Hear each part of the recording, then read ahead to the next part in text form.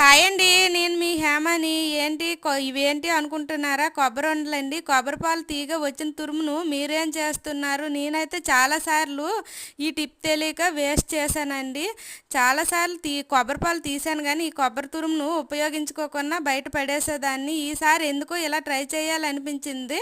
అందుకనే ఇలా చేశానండి. ఈ కొబ్బరి తురుములో కొంచెం బెల్లం వేసి ఇలాచి వేసి స్టవ్ పైన పెట్టి పాకం వచ్చి దగ్గర పడే అంతవరకు ఉంచాలండి. ఇలా పాకం వచ్చిన దాన్ని కొంచెం చల్లార్చి పక్కన పెట్టుకోవాలండి. కొంచెం గోరువెచ్చగా ఉన్నప్పుడు చేతులకు నూనె రాసుకొని కొబ్బరి ఉండలాగా చేయాలండి. చాలా టేస్టీ అండ్ హెల్తీగా ఉంటాయి. నేను ఫస్ట్ టైం ట్రై చేసిన చాలా బాగా వచ్చాయి. మీరు కూడా తప్పకుండా ట్రై చేయండి.